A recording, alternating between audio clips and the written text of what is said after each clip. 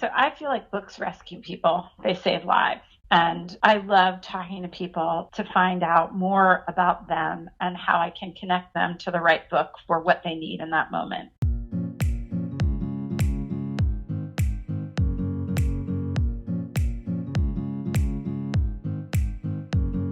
Hello, readers. I'm Victoria Wood, and you're listening to Biblio Happy Hour, the show that shares new book releases. We chat to the authors who write them and the people who sell them. Every week, we'll share some of the new books that will be hitting bookshelves that week. We'll invite an author or two or more on the show to talk about their debut or newest release, and we'll introduce you to an independent bookseller and their bookstore so you can stop by, get tailored book recommendations, and pick up some new books when you're in town.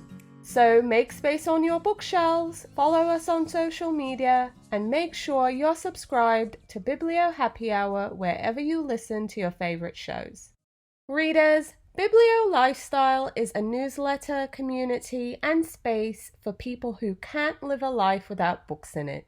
Every Friday, you'll get a special treat in your inbox filled with inspirational content, book recommendations, self-care tips, original interviews, and things we think you'll enjoy.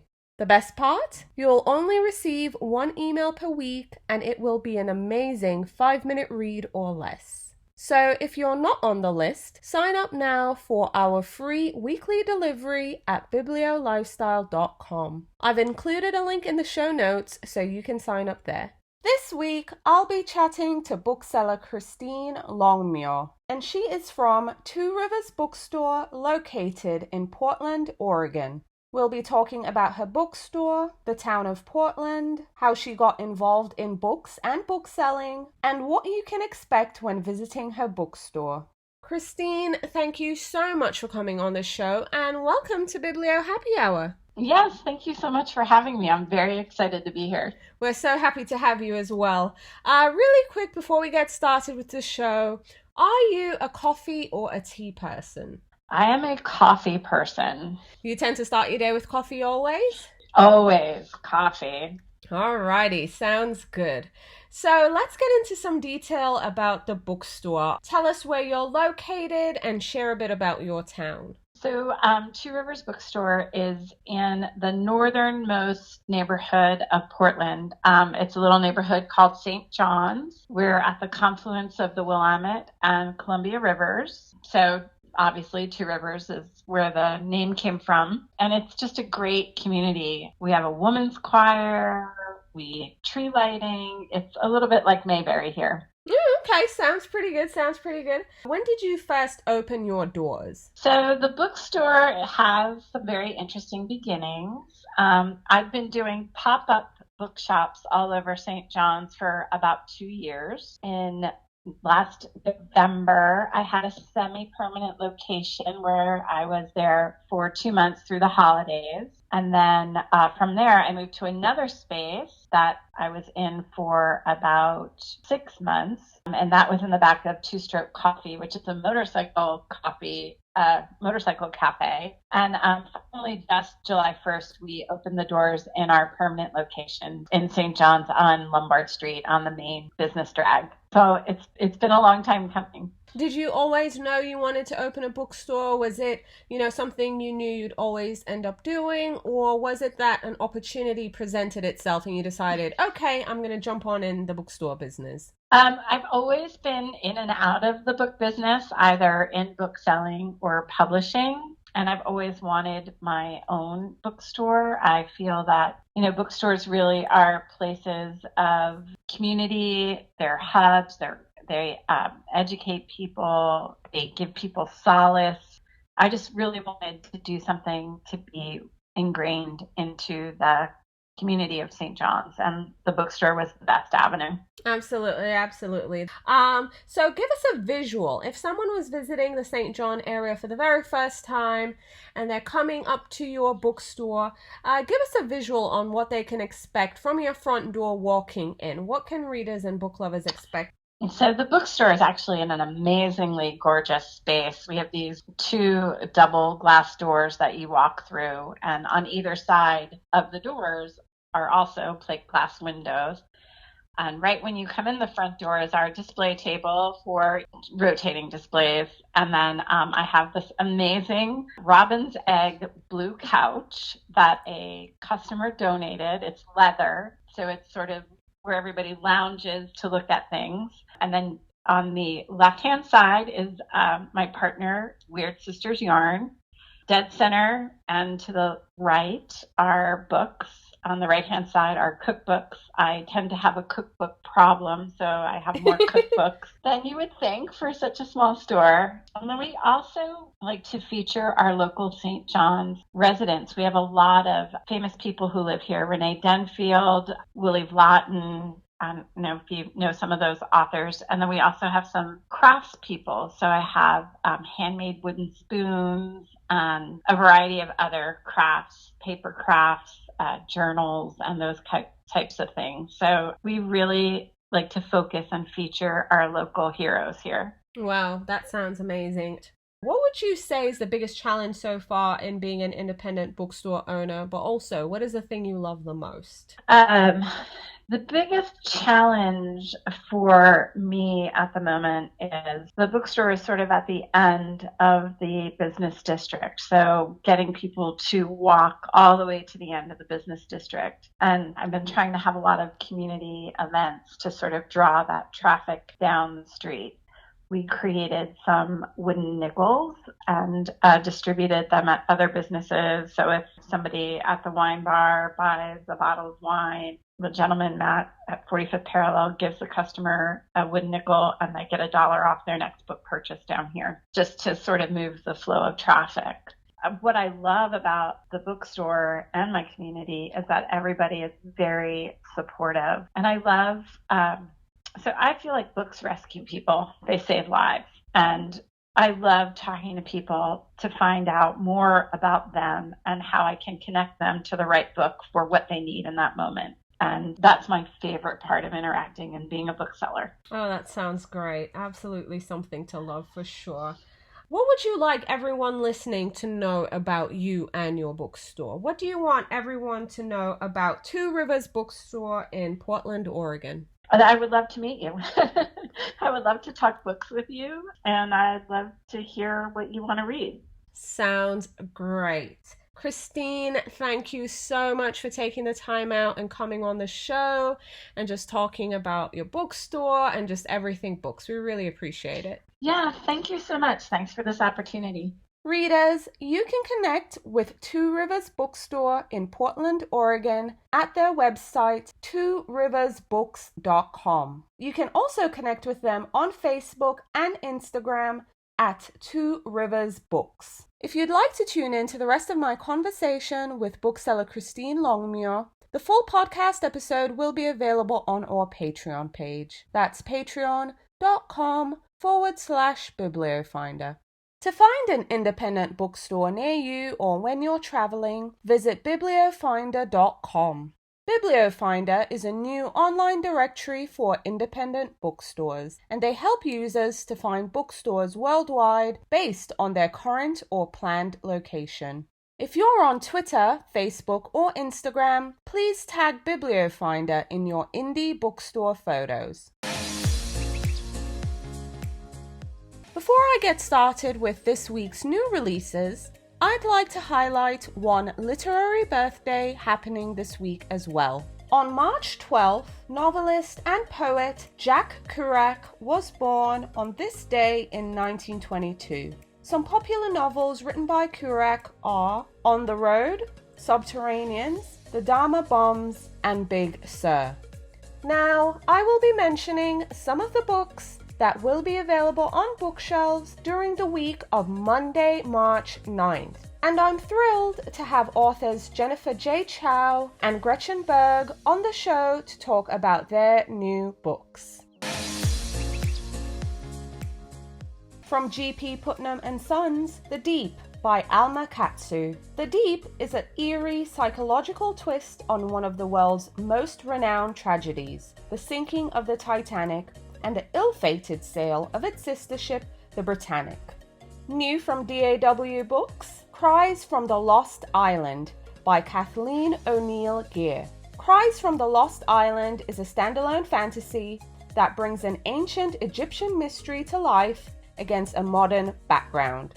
New from Berkeley Books, Undercover Bromance by Lissa K. Adams. This is book 2 in the Bromance Book Club series. New this week from Berkeley Books is a cozy mystery novel entitled Mimi Lee Gets a Clue. And we have the author Jennifer J. Chow here with us to share all the details. Jennifer, welcome to Biblio Happy Hour. Thanks for having me, Victoria. Absolutely. So, your new novel and the start of a brand new series, Mimi Lee Gets a Clue, will be available on bookshelves this week. How are you feeling? How excited are you? It hasn't really hit me yet. I'm kind of in shock. I do have my author copies, and it's exciting to hold them in my hand and just know that it's a product, a real product. Yes, and it's no longer just an idea in your head. You have something physical to show for it now, too. Right, it's no longer a Word document.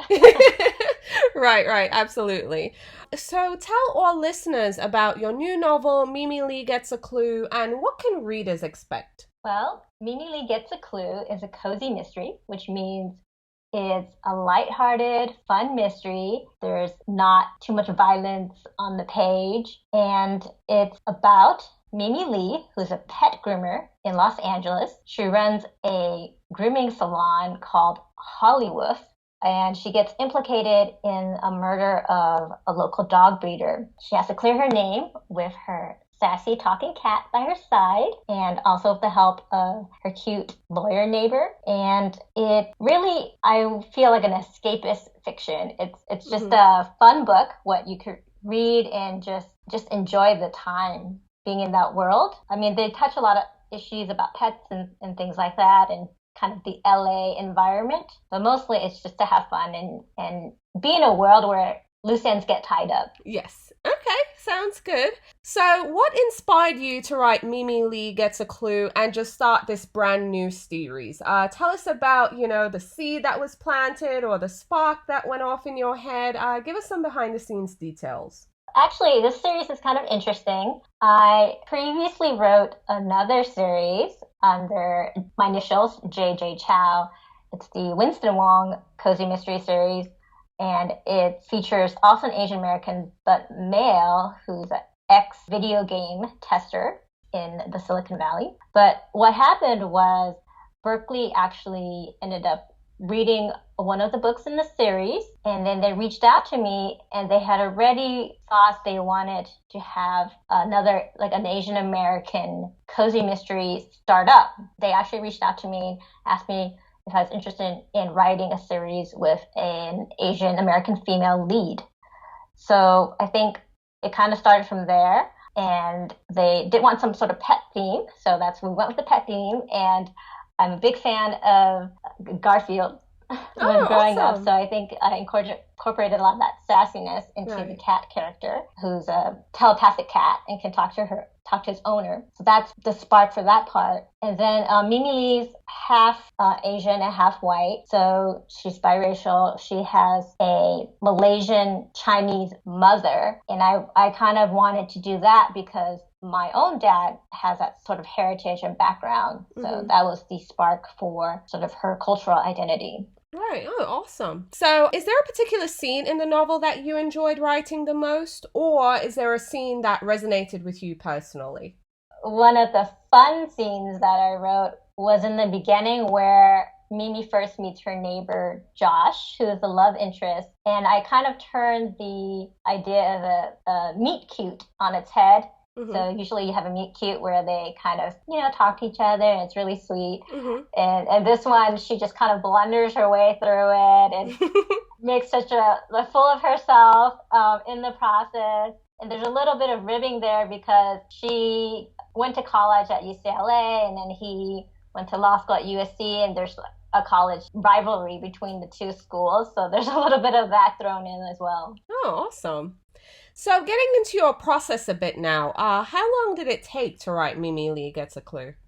Probably not quite a year to draft it and polish it and go through my critique group with it. Okay. So seeing that it's a part of a series, when can we expect the next book to hit bookshelves? That's funny because I think the deadlines are a little bit tighter the second time around. And the second book, which is Mimi Lee Reads Between the Lines, it's actually out on pre-order right now. Oh, And awesome. it should be coming in November. Okay, okay. So if you didn't write, what would you do for work or as a creative pursuit? If I didn't write, my professional background is actually in geriatric social work. So I would probably be out there working with senior citizens and just helping them stay independent and healthy Mm-hmm. for a long time. Creatively, I think that, I mean, I used to have a childhood dream to be a singer, but Ah. I don't think it's realistic, but it's a lot of fun singing Yes. as a kid. Right, of course, of course. So, getting into your reading life now, what was the last book that you finished reading that you would now recommend? Well, I ended up getting an ARC from Berkeley, actually, which is the ARC for a thriller called Darling Rose Gold by Stephanie Robel. And it actually was really, really good. It basically explores mother-daughter relationship. It's really complicated. Right, right, right. Okay. So, when you're not reading or writing, what are you doing? Spending time with family, Mm-hmm. and I do like to get out in the outdoors. So when I get a chance to, I love going to some of the national parks and hiking and kayaking a little bit. And then on the other hand, I also like to kind of retreat back and go and stay home and like watch movies and just relax. Right, right. Absolutely. That sounds pretty cool. So part of the podcast is all about indie booksellers and indie bookstores. So share with our listeners some of your favorite indie bookstores. One of my favorites is Pages. It's a bookstore in Manhattan Beach, and they're just kind of really nice, cozy bookstore. Staff there is really nice. They try to recommend local authors all the time. You know, it's just a warm place to be. Mm-hmm. And then two more I would recommend would be Romans in Pasadena. It's a pretty huge store. The third bookstore I would say is Mysterious Galaxy in San Diego. They specialize in mystery and other genre books, and I'm really excited for them because for a while they were unsure about kind of like if their funding and it was kind of touch and go, but thankfully they have a new location now and things seem to be going really well, and yeah, I'm just grateful for them. Right, absolutely. So getting back to Mimi Lee Gets a Clue now, how do you want readers to feel after reading this book? What are some of the reactions you're hoping for? I want them to feel uplifted, I think, and sort of hopeful after they finish reading. You know, it's like everything's all right in the world because mystery gets wrapped up, there are happy endings, there's a little love in the book. So I think just this general positive vibe that they get after reading it. And then ideally, I guess I would hope there are like parts where people laugh out loud and just really have a fun time just enjoying the book. Right, right. Okay, awesome. Jennifer, thank you so much for coming on the show. Readers, Mimi Lee Gets a Clue will be available in bookstores on Tuesday, March 10th. Oh, anytime. It was so much fun.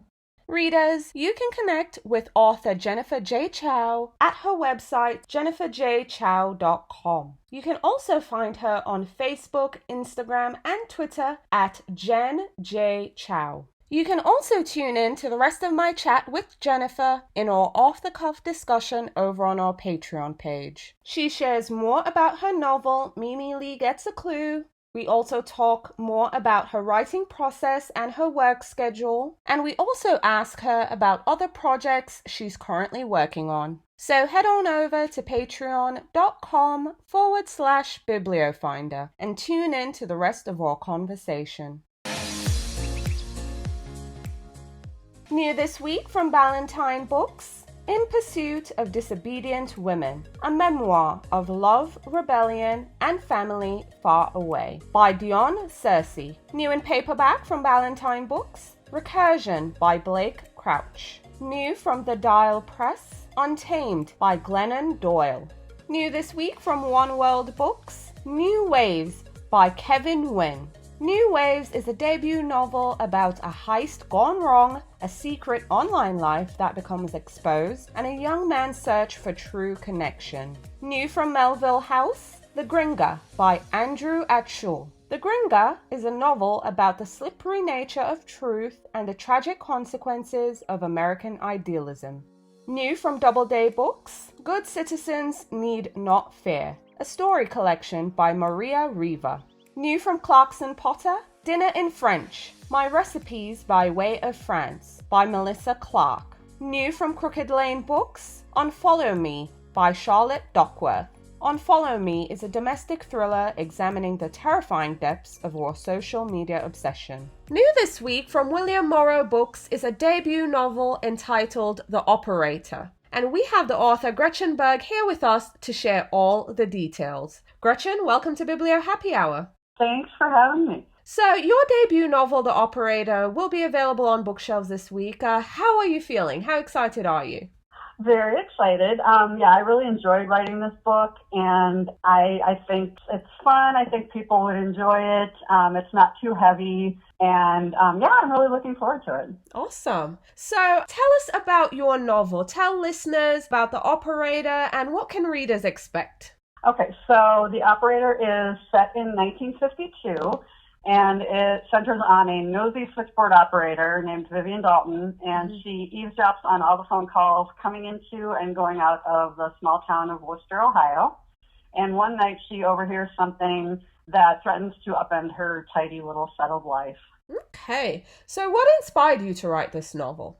It was inspired by my maternal grandmother, who did work as a switchboard operator in Worcester, Ohio in the 30s, 40s, and 50s.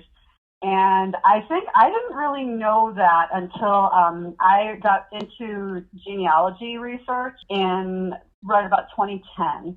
And so, I started digging. I took a bunch of classes, online courses, and really got into it professionally.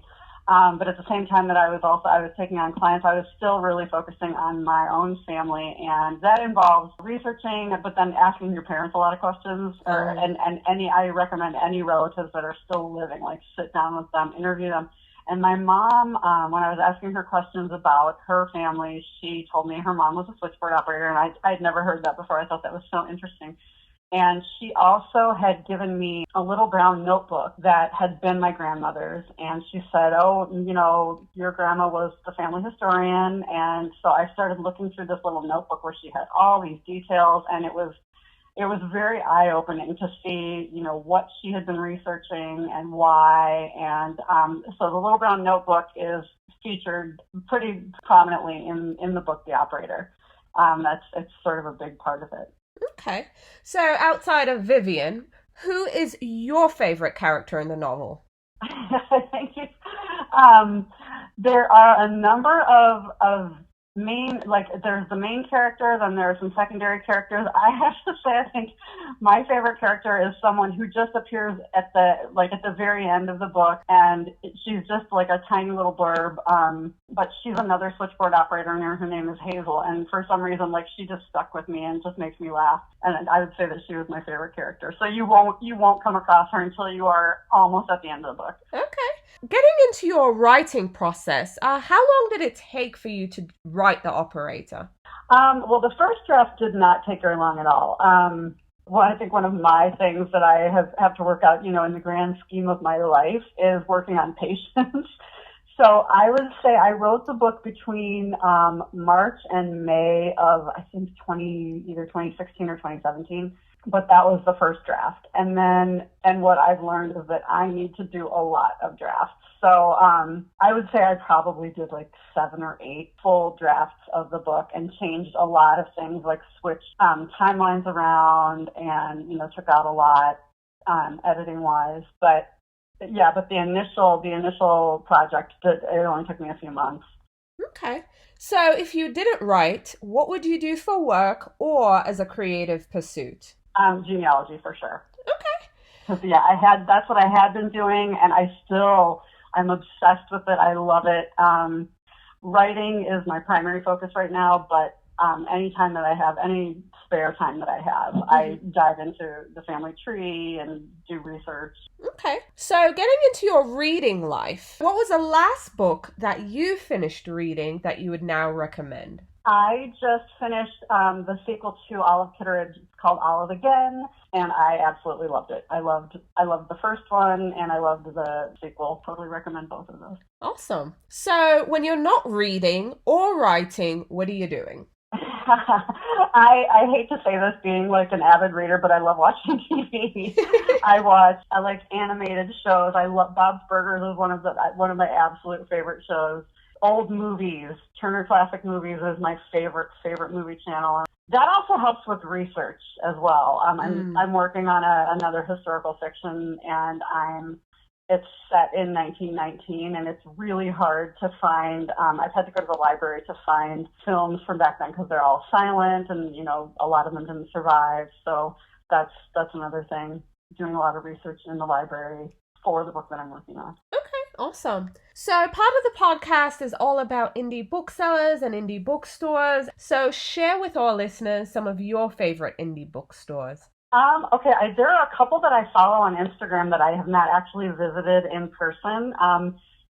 Shaver Booksellers, I think they're in Savannah, Georgia, but I follow them on Instagram, and they have really cute cats that reside in the bookstore.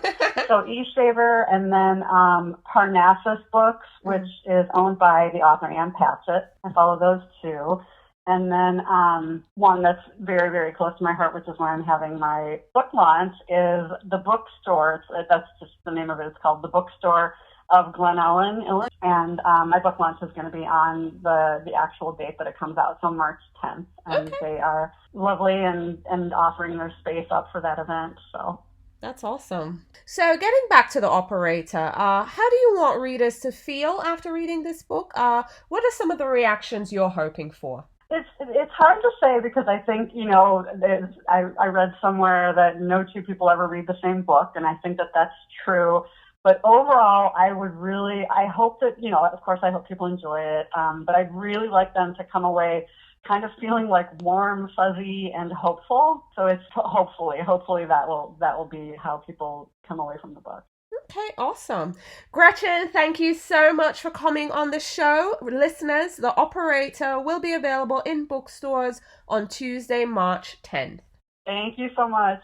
Readers, you can connect with author Gretchen Berg at her website, gretchenbergbooks.com. You can also connect with her on Facebook at Gretchen Berg Books. You can also tune in to the rest of my conversation with Gretchen in our off-the-cuff discussion over on our Patreon page. She shares more about her new book, The Operator. We also talk more about her work schedule, projects she's currently working on, as well as her favorite childhood books. So head on over to patreon.com/bibliofinder and tune in to the rest of our conversation. New this week from William Morrow Books, My Dark Vanessa by Kate Elizabeth Russell. My Dark Vanessa explores the psychological dynamics of a relationship between a precocious yet naive teenage girl and her teacher. New in paperback from Scribner Books, The Island of Sea Women by Lisa C. New from Atria Books, In 5 Years by Rebecca Searle. In 5 Years is a powerful and moving love story that follows an ambitious lawyer who experiences an astonishing vision that could change her life forever.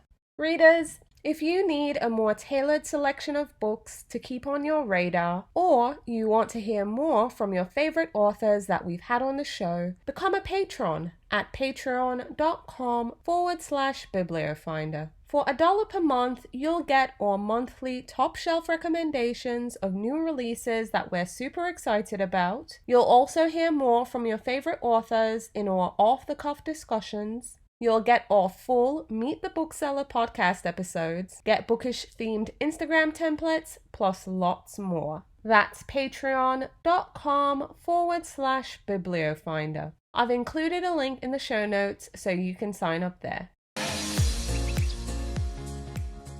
New from Litter Brown & Company, Black Widow by Leslie Gray Streeter. New from Seal Press, Cinderella and the Glass Ceiling and Other Feminist Fairy Tales by Laura Lane and Ellen Huan. New from Grand Central Publishing, The Gift by Louise Jensen. New from Poppy Books, Most Likely by Sarah Watson.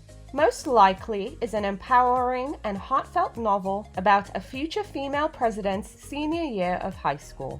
New this week from Henry Holt & Company, The Mirror and the Light by Hilary Mantel. The Mirror and the Light brings a close to the trilogy that began with Wolf Hall and Bringing Up the Bodies. New from FSG Books, Beyond the Sea by Paul Lynch. New from Minotaur Books, A Reasonable Doubt by Philip Margolin. This is book 3 in the Robin Lockwood series. Also new from Minotaur Books, Revolver Road by Christy Daughtery. This is book 3 in a Harper McLean mystery. New this week from Catapult Books, On Shirley Hazard by Michelle DeCrutzer. New from Counterpoint Press, Deceit and Other Possibilities, a story collection by Vanessa Hua.